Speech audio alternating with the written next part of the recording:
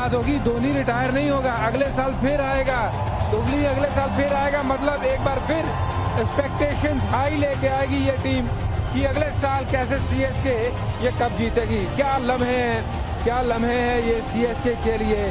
वहाँ रविंद्र जडेजा, उनकी बेटी, वहाँ रीवा, वहाँ पे रहाणे की बेटी।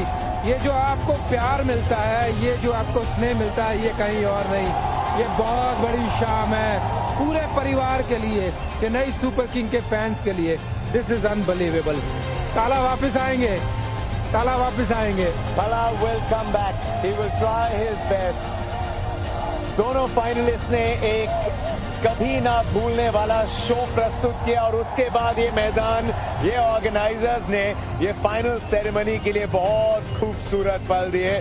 दैट्स आर्मी, ऑपोजिशन के लिए फिर से वेरी बैड आर्मी।